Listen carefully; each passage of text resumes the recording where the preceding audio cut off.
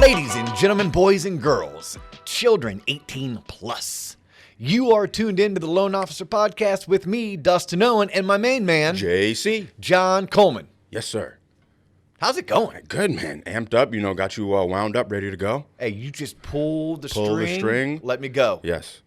Fired up. Fired up. I love it. What are we talking Well, about? it's cold outside. It is cold. It was frost on the ground when I got up today. Yeah, right? I know. That's unusual for us here in sunny Central Florida. Apparently it snowed up north. I literally didn't know. There's like... Up north, like Jacksonville up north? No, like in New York, Massachusetts Oh, area. yeah. Okay, yeah. No, they're getting dumped on up Yeah, there. I really don't. Yeah, I saw a buddy of mine on Facebook. His wife posted. Now, he's a Floridian like me, born and raised, but they now live in Connecticut. Shout out to Dane Knudsen, fellow UCF Knight. Anyhow, Dane had a electric, like a snowblower. Yes, yeah. Oh, I like how you described it. It was like a battery powered, like a Ryobi drill. Yeah. But you take that same Ryobi and put on the thing. Yeah. battery, and there was like a. He looked very awkward. Yeah. Like he wasn't comfortable doing it. Haven't shoveled snow in years. Did you have to shovel it, or did you have like both. a snowblower? We had both. You had to. If you wanted to leave work in the morning or get to school, you had to have a snowblower. Shovels work, light work, but yeah, if you fall asleep and you wake up in the morning, if you need to do anything, you needed a snowblower. All right. Okay. You know what doesn't blow? What doesn't blow?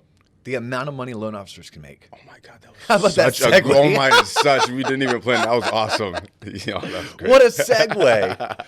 No, you and I have been having a lot of fun with our YouTube channel. Yes. Right. For those that check us out via Spotify or check us out on Apple Podcast or Podbean, we are on YouTube as well if you ever want to watch this show. Speaking of watching the show, I finally got Spotify. I never had Spotify. Oh, okay. I listen to podcasts usually via Apple. Yeah. And I tend to listen to either Apple Music or I listen to Pandora. Yeah. But I've missed Joe Rogan. Welcome to 2021. On the drive in today, I pop in Joe Rogan. I got a text from a friend of mine who knows my son's all into fighter jets. Yeah. And Rogan just recently interviewed a guy who is a UFC referee, Okay. but also was a fighter jet pilot. What a lifestyle. And Spotify allows you to watch Rogan while also listening to Rogan like I would on a YouTube channel. I did not know that. I was this many years old. I was today years old. I was today years old when I learned that. Yeah. But no, so if you are listening, you can watch us on YouTube. Yes. And we've been having a lot of fun with our YouTube channel because people have been commenting and liking, very few disliking, mostly liking, but we love the comments. Yes. And a lot of the comments have been coming in, hey, can you do an episode on how much loan officers make? Yeah. I mean, I reference it quite often, but we've never really gotten down to the nitty gritty. Never. So we're talking about snow blowing, talking about frost in the ground. I said, you know what doesn't blow? The amount of money loan officers can make. Okay. Yeah, let's go ahead and rap about this. Yeah, let's do it. Let's just back and forth the next 20, 25, 45, an hour. However long you and I decide There you go. we want to go. There you go. Whenever I run out of air, There you go. Then we'll just go ahead and call it a day. I don't foresee this episode being long. Oh, fine. And so 30 minutes in, and that'll be it. So, yeah, I hear you talk a lot about the show, like how much loan officers can make. We bring guests in that are obviously top producers. They make XYZ money.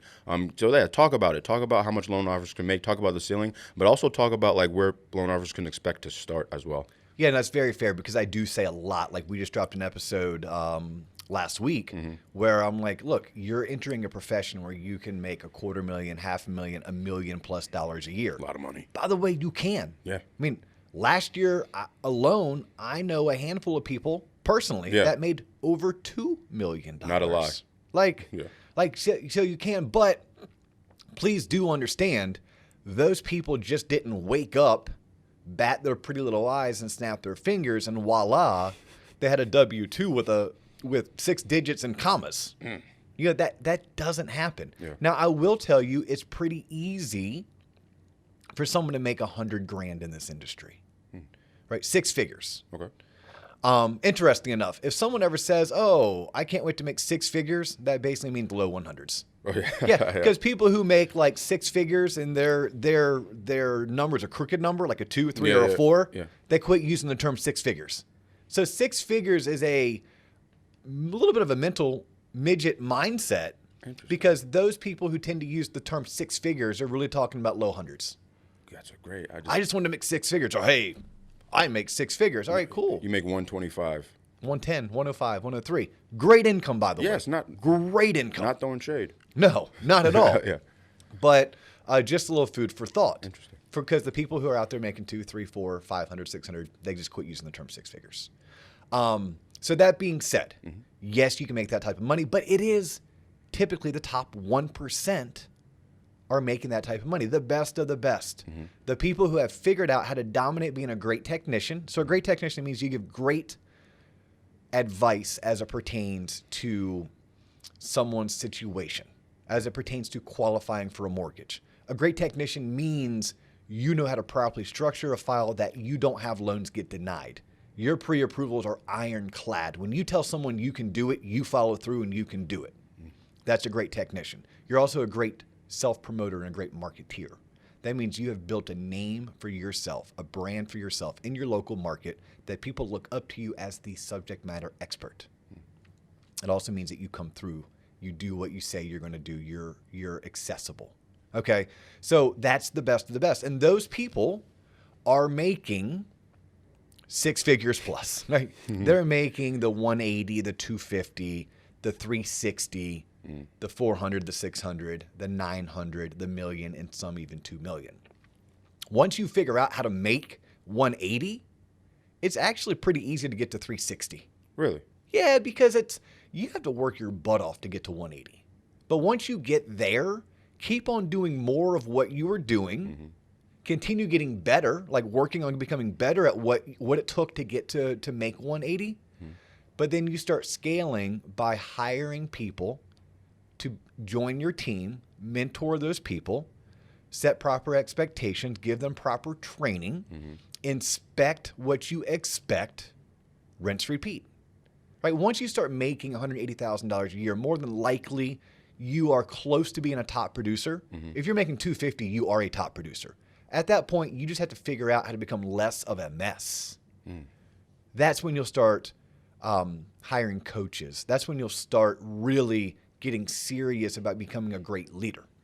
But I think that's like just good to know. That's a good overview. Yeah. And then think about this. Like, we talk about actors and actresses. Yeah. Right? Hollywood famous. Yeah. Multi-millionaire. Yeah. But please know that's still the top 1%. There are people. Shout out to a buddy of mine from high school, Carlos Navarro. If you're in Central Florida, you probably know Carlos because he's a radio personality, but he's also an actor. Yeah, I work with him at EA. Okay, cool. Yeah, and he was probably doing voiceovers or something, right? Yep, he was doing voiceovers. He's played small parts in Walking Dead. Yeah, he's on The Walking Dead. He was on Identity Theft or Identity Thieves. The movie. Yeah. Carlos is the person who taught me that he is a full-time working actor. Yeah. Now, no, is he making Brad Pitt money? No. Is he making Scarlett Johansson money? No. But he's a full-time actor. And there are actors and actresses who that is their full-time profession. They make a good living. Yeah. Right? They make $50, $60, $90, $120,000 a year doing commercials or playing small parts. Shit, doing what they love, to be honest with you. Yeah, doing what they love. Yeah. Same thing goes for professional sports. Like we talk about the NBA, we think James Harden, we think LeBron James, we think Zion. Yeah. But there's professionals in Israel, like Americans, go to Israel to play basketball. They may make $60,000, $75,000 a year playing a sport, playing a game, right? They can do the same thing in China, in Australia, in Germany, and even here in, I think the NBA calls it the D League. The G League. The G League. Yeah. Baseball. Like, to play professional baseball, you're the best at what you do. Best of the best. Like, that means you played probably Division I, you were drafted, but only a very small percentage get to make the big show. They get to make major leagues. Yeah. But there are tens of thousands of great baseball players who make a living playing minor league baseball. Right, you're still a professional baseball player. Yeah. You may parlay that into becoming a coach or a hitting instructor or a pitching instructor. Yep. So when we talk about loan originating and we talk about those people who are making $250,000, $500,000, $1 million a year, please know that is still the top 1%. What I love about the mortgage industry, and the same thing really applies to life insurance salespeople, financial advisors, homeowners insurance reps. Like, how do I say this politely? You need less talent than you needed to be NBA, Major League Baseball. Like, we use those because those people make millions of dollars. And I don't know enough about acting to know, well, the Brad Pitts of the world. Name me a better actor. Not better actor, but I'm aging myself when I keep Rock, on like using. The Rock, he makes the most. I wouldn't necessarily call him the most like best actor, but he'd be making some dollars. Okay. But I don't know how much of a talent discrepancy there is between a professional actor or actress who makes $65,000 to $125,000 a year compared to those that correct. are blockbuster you, superstars making millions upon millions of dollars a year. But in the mortgage industry, I'll tell you the talent level, there isn't much of a drop off. Meaning the same person who made $65,000 last year, they have what it takes skill wise to make $600,000 a year. Gotcha. So I think that's why we talk about it so much. Okay. But I'm getting a little long-winded and a little bit sidetracked. So I really want to dive deep into, well, how much does a mortgage loan originator make? Yeah. Okay. So we talked about what they can make. Yeah. And what I wanted to point out is that we talk about what they can make, and what they can make is the top 1%. But what I love about the mortgage industry is that the same person who made 60, they have what it takes to make 600. I can't say that necessarily about NBA basketball or about Major League Baseball, nor about becoming a SAG card carrying actor or actress. Gotcha. Right? In this industry, anyone can do it if they apply themselves, if they treat their business as a profession, become a student, put in the hours, have the drive, etc. Yep. All right, it doesn't take any special Gotcha. skill set or talent. I don't need to through 95 miles an hour. I don't need to be able to run sub 4 flat to be able to close loans. That's what you're trying to say. That's 100% Gotcha. what cry on cue, Yeah, whatever the case may be. Yep. Gotcha. So if you are a mortgage loan originator, there are multiple ways that you can get paid, right? Because what you have to understand is that this industry is vast, right? You can be a mortgage broker, which means that you may be 1099 and not W-2. You're working a lot more like a sole proprietor as a contractor. Okay. You can work for a bank and get paid the way that a bank likes to pay you. You can work at a call center and get paid the way a call center likes to pay you. Or you can work for an independent mortgage banker where it's kind of a hybrid between working as a broker and working as a bank loan originator, at which point the compensation plan is probably somewhere in the middle. Okay. A lot of your most successful financially loan originators, they are working for independent mortgage banks. Okay, they have their own book of business that they have built, and they know that book of business is going to follow them regardless of who they work for. Right. Right. If they're drinking out of a Waterstone Mortgage coffee mug, or out of a Guild coffee mug, or out of an Academy coffee mug, or guaranteed rate, it doesn't matter what coffee mug they drink from that year, that decade, that month, because they have built a book of business, a following that is going to follow them regardless of which brand they represent. All right. So the people that I know that made $2 million a year, they did not work in a call center. They did not work for a bank. There are mortgage brokers who had the ability and opportunity to make that same type of money. Okay. So, and we should probably do a show in the near future, kind of the difference of, well, why would I become a mortgage broker? Why would I be an independent mortgage banker? Why would I maybe be a call center loan originator? Why would I maybe be a builder loan originator? Right? Because a builder's loan originator, if you're a loan originator working for a home builder, you're probably not going to have that opportunity to make $500,000 or $1 million or $2 million a year. Gotcha. But there's nothing wrong with that. Yeah. Right? First and foremost, please know this: money is not the end all be all. But I think it's also good to know that there's where we start in life is never where we finish in life, and there's always a middle. Yeah. And that middle can be made up of so many different combinations. Absolutely. Right? And that applies to anything. So If you're a younger loan originator, you may choose to go work for a bank. Because here's what you love about a bank. You don't have to worry about going out and building your brand name. You don't have to worry about going out and obtaining clients. Banks have clients. People already have checking accounts and savings accounts. Yeah. They already have credit cards. They already have car loans through that bank. A natural reaction for a consumer, Just go to the bank. I'm going to go to my bank. Yeah.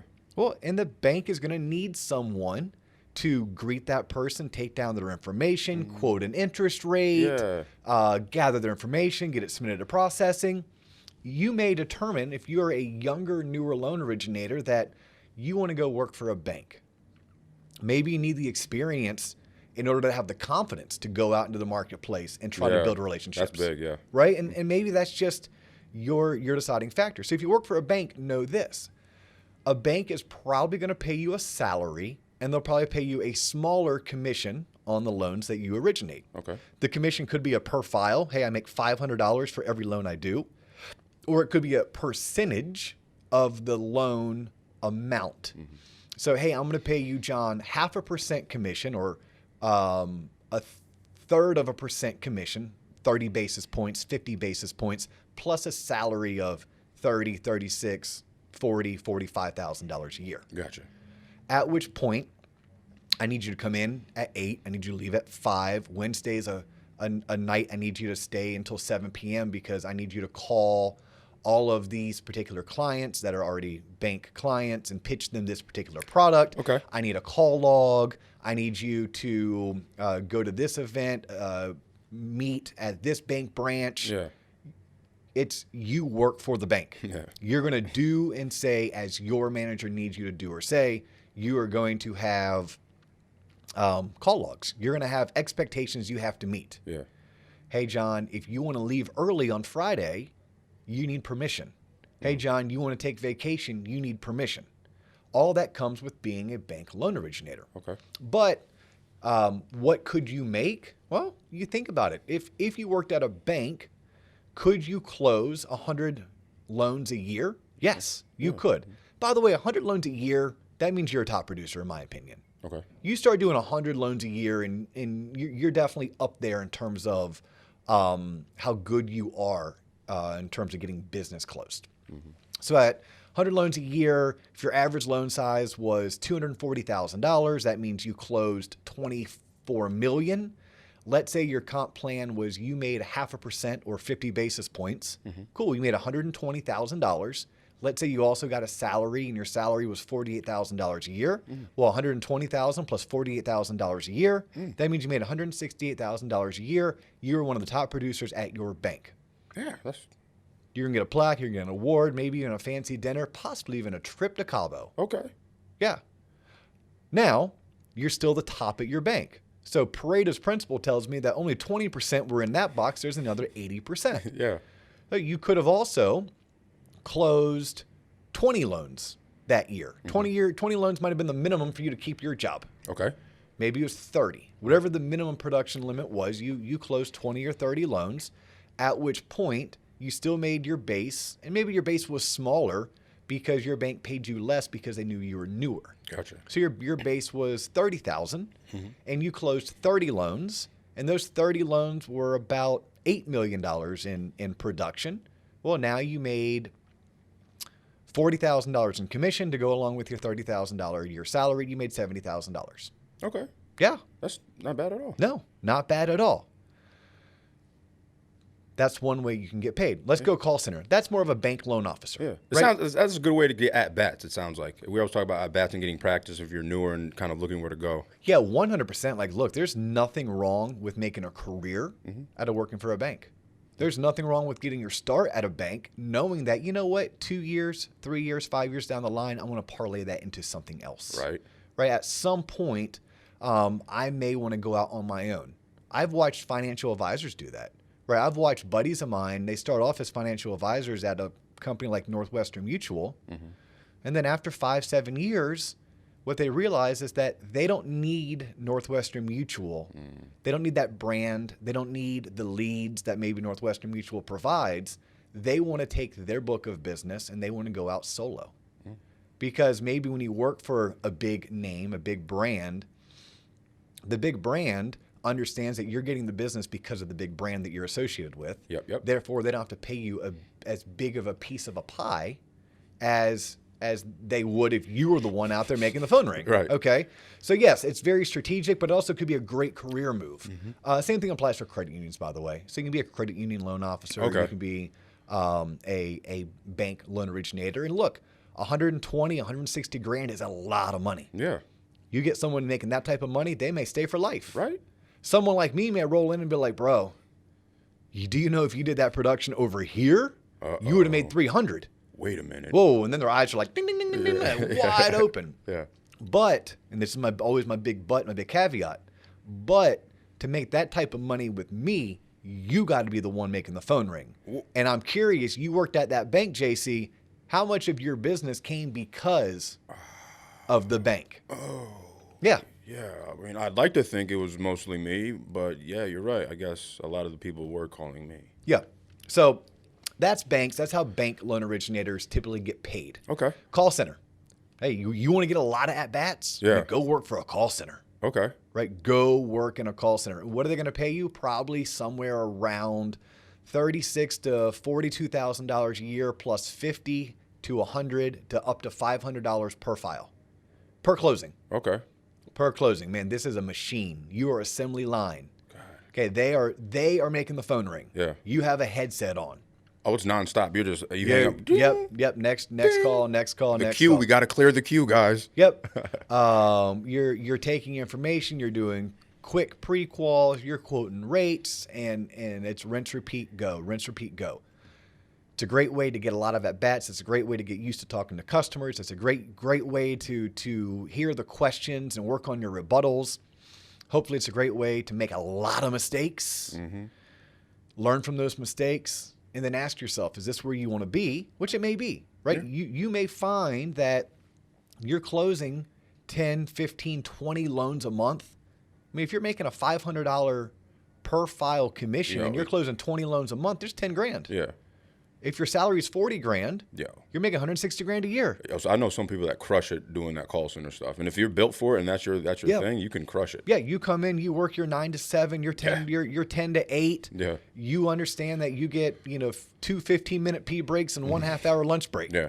But they just get it. It clicks for them. Yeah. Yeah, there's nothing wrong with that. Not Please at know, all. to each is their own. Absolutely. But that's what you're looking at making. Yeah. That's that is you're gonna cap out. Yeah. But by the way, cap out making 160 grand a year. Sign me up. I mean, there's people with the MDs, doctors that are making that, dentists that are making that, chiropractors that aren't making that. Wow. So it's engineers who aren't making that. So it's a lot of money that you can make.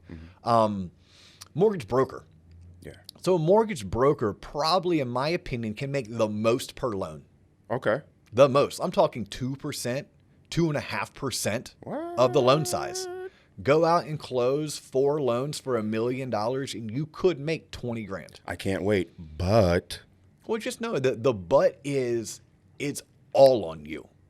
Like you typically, my experience for a mortgage broker making 2% commission on the loan size. Yeah. That person is maybe processing their own files. That person is also their own assistant. That person has just a tougher go. It's like if I were to use assembly line and think about the car industry, is this an assembly line production or is this a custom build? It's more of a custom build. It's my friends have left the mortgage brokerage world because they felt like they couldn't scale the way they needed to. Okay. They couldn't get past making 120 to 180 grand a year, because they couldn't do enough loans, because their work was a lot more difficult, because they didn't maybe have a marketing department. Maybe they didn't have a sales manager who could coach and mentor them about how to properly scale and grow a team. So when you're a broker, you do it all. Like you said, underwriting. Yeah. Wow, yeah. That's a lot. Well, no, you don't underwrite. I'm saying as a mortgage broker, I go out and find the business for one. And then once I have found the business, I then have to pre-approve the person. Then I have to figure out which of my 12, 24, or 36 investors do I want to send this file to. I have to know how each particular investor wants the file. Is it uploaded? Is it faxed? Is it snail mailed? I mean, usually they're uploaded in today's day and age. I got you. I know what you mean, though. You know, how do I lock this loan? How do I do this? It's very nuanced. It sounds like it's not just one stamp. And that doesn't sound like everything's the same like it would be somewhere else. Yeah, it very much is, and it's like anything in life. There are mortgage brokerages out there who operate a lot more like an independent mortgage bank. Okay. Like there are. I'm gonna shout out to Home First Lending. They're a local Central Florida mortgage brokerage. Okay. They have figured out how to run a lot more like an independent mortgage bank than your smaller mom and pop mortgage shop. Okay. But though, if you work at a place like that, my understanding is you're also not making 2%, right? You're probably closer to making 1 or 1.25%. Gotcha. And I think that's what's key to know for anyone entering this industry. We're talking about how much do I make, or how much could I make? Yeah. Everything, just like in life, it's give and take. If you want to make 2% per loan, please know you're going to have way less resources and way less help. Then if you're willing to make a 1.25% or 1% commission, then you're going to have better help, more resources at your disposal than the person making 2%, but you're not going to have the leads provided to you the way that the person that maybe makes 0.5% does. Gotcha. Right? That It's makes all sense. give and take. Yeah. And what you have to do as a professional is you have to carve out your niche that works for you in that moment. And that moment could be a 12 to 36 month window. But in this moment of your career, JC, what do you need? What are you looking for? What do you want to accomplish? Yeah. Some people may get to a point in their career where they're like, look, I just want to do 4 loans a month. I just want to cherry pick the ones that are my type of client, that are maybe easy to do. I'm fine processing it. I don't need a marketing team. I don't need a website. I'm fine doing the bulk of the work because I'm cherry picking these loans. Therefore, I want to work somewhere that pays me the highest commission, and I'll do less loans, cherry pick the hell out of them, and make a decent living. That's interesting. Yeah. Cool. Yeah. I've actually thought about that for like semi-retirement. Hey, when I retire and I'm sitting at, my house in Anna Maria Island, and I need some money because maybe the gas for my boat is so expensive. Right, Although yeah, by yeah. then I'm gonna have a battery powered Tesla boat.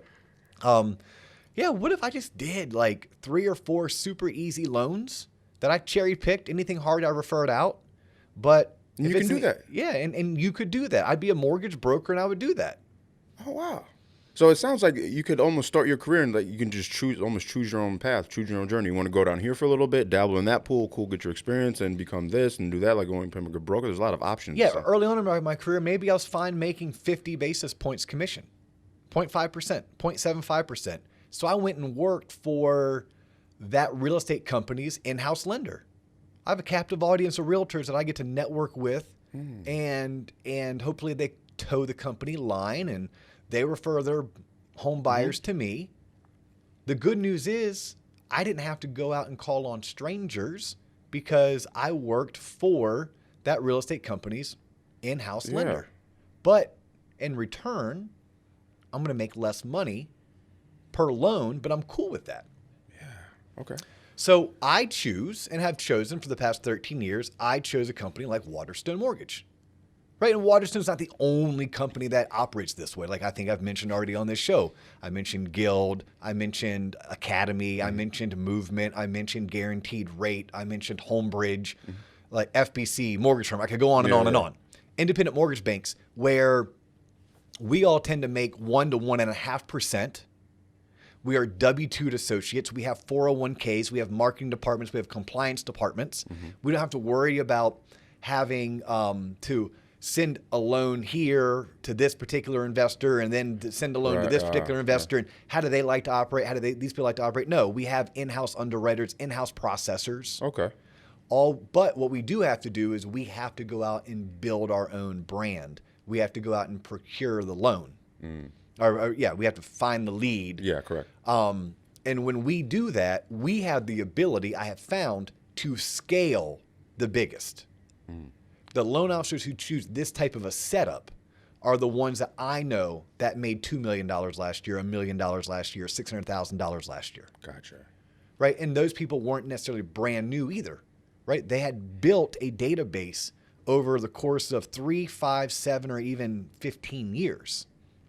And like anything in life, momentum builds. Right? I mean, the more past clients you have, the more people who can come back to you for a future mortgage. Right. The more past clients you have, the more people that can come back to you to refer their daughter when she's ready for a mortgage. Yeah, I got you. Yeah, Right? that makes sense. Their coworker.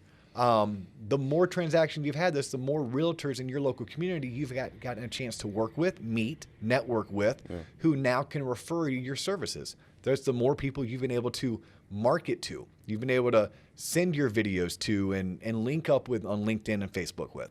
So, longevity definitely has a play in that. Yeah. So the people that I know that make the most money, they work in the independent mortgage bank setup. And you can enter the mortgage industry in that particular setup. You can be a rookie. So we hire quite a bit of rookies here at Waterstone. And here's what I tell those folks. Look, in your first year, you're probably going to make about $45,000 to $65,000 a year. That's what you're going to make in your first 12 months.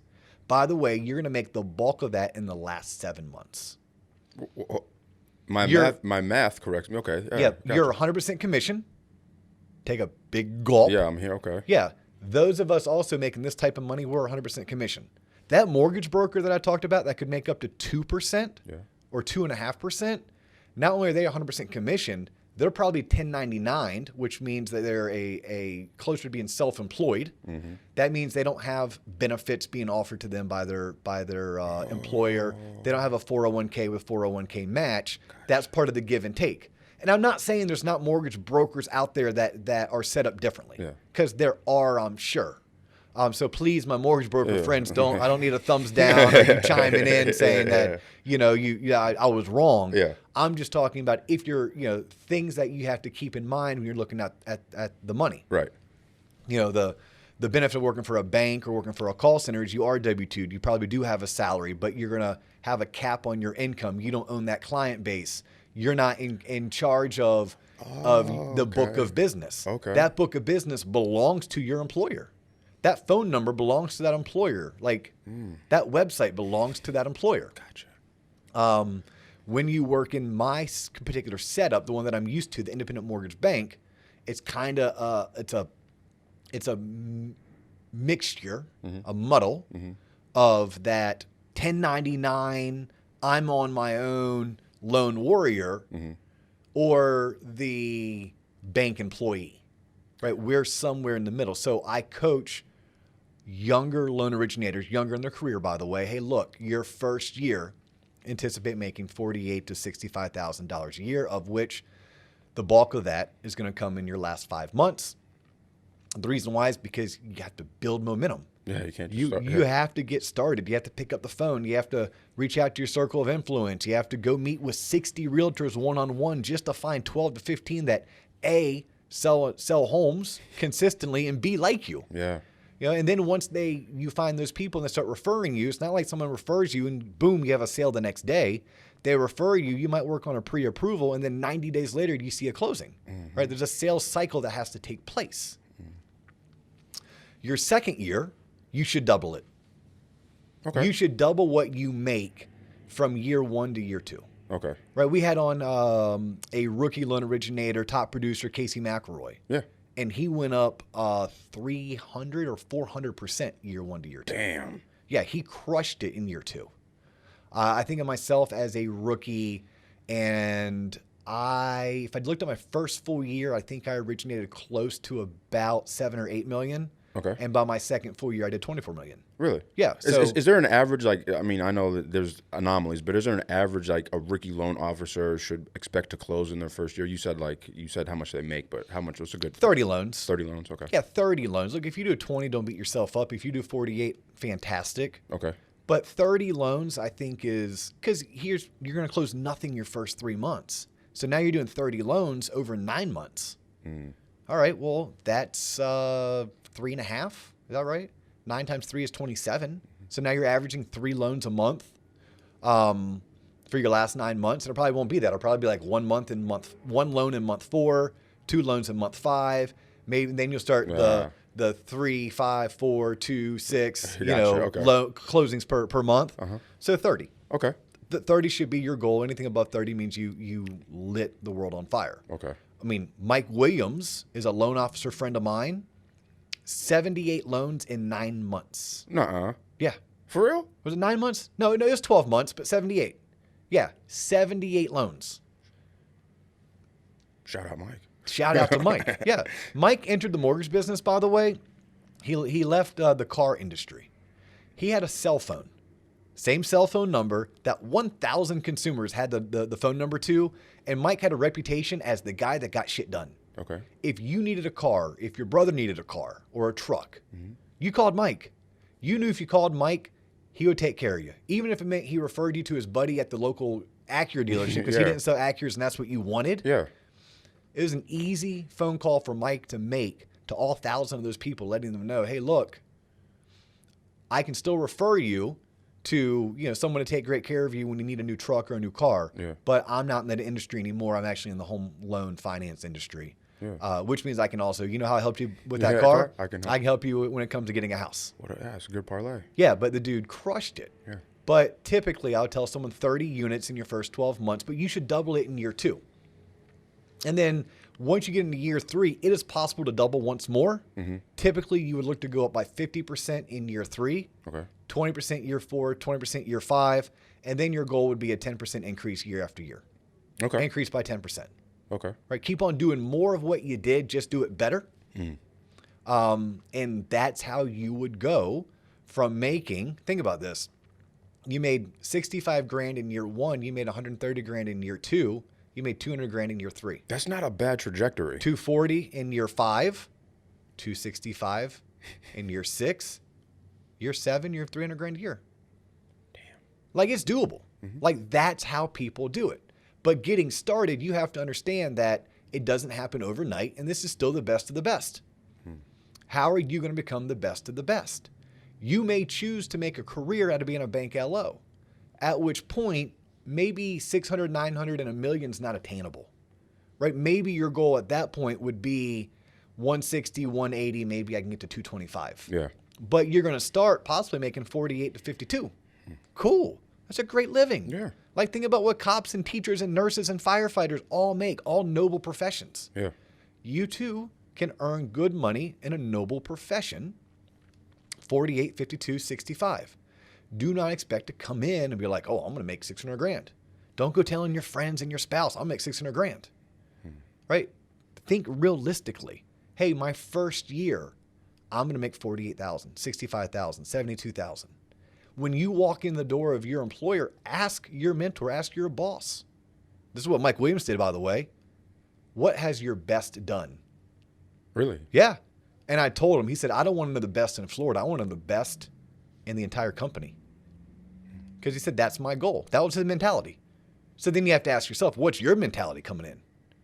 Right? Are you a good enough never is type person? Or, are you a, man, that's good enough type person? Are you complacent or are you not complacent? How competitive are you? How much do you believe in yourself? How much are you willing to bet on yourself? Some people, you back them into the corner, they get stronger and come out fighting. Other people, you back into the corner and they just drop down in the fetal position and start sucking their thumb. Yeah. But there's a place for everyone in this industry, and there's a place to start, and there's never a bad place, right? Someone starts off as a mortgage broker because they want to make 2%. They're totally fine betting on themselves. And after 6 months, 9 months, 12 months, they freaking hate it. Cool. You now know what it's like to be a mortgage broker. You now have experience. Yeah. You now have life lessons you can draw on. Maybe that'll help your decision to go work for a big box retail bank as a loan officer that much easier. Yeah, it's a good way to look at it. And where you start is not necessarily where you're going to end up. I've never been a mortgage broker. Right now, I'm going to tell you I have no desire to be a mortgage broker, ever. I can't say ever, though, because what I'm going to say is, no, I may one day be in a point in my life where it makes sense for me to take my talent elsewhere. Tom Brady did it. Yeah. Right? At some point, Tom Brady decided the Patriot way was not the Brady way. Yeah. He was going to go be a Tampa Bay Buccaneer. And now look. Yeah, and now look. And now look, Yeah, you know. yeah. So many others. Michael Jordan did it. I mean, Joe Montana did it. I mean, you just go across the board of Peyton Manning. I mean, you can tell obviously I'm a sports nut, but where you start, I mean, I have friends that are teachers, right? They were a 4th grade teacher, then a 5th grade teacher, now they're a PE teacher. PE might not be where they want to be. Maybe they want to be an assistant principal, but not right now. Yeah. This is just all part of their process. They're an educator first. So you can be a mortgage professional first. From there, you figure out, do I want to be a mortgage banker, independent mortgage banker? Do I want to be a bank retail loan officer? Do I want to be a call center loan officer? Do I want to be an independent, do I want to be a mortgage broker? Yeah. You may want to get your broker's license and start your own mortgage broker shop. You may then want to hire junior brokers underneath you. And maybe you make a deal with those junior brokers that although you're making 2.75% gross coming in the door, that's what the wholesale investors that you send loans to are paying you. You're going to offer your brokers a W-2. You're going to offer them health benefits. You're going to offer them 401k with 401k match because maybe you called my buddy Rob Farragher and Rob came in and helped you set all that up. And you're also going to provide your broker leads, your junior brokers leads, at which point you pay your junior brokers 1% commission. You keep 0.75% commission for yourself, and the other 1% that you're making goes to cover all of the overhead. It goes to cover the leads you're generating, the technology you use, the computers you use, the benefits, the payroll taxes, the lights, the brick and mortar.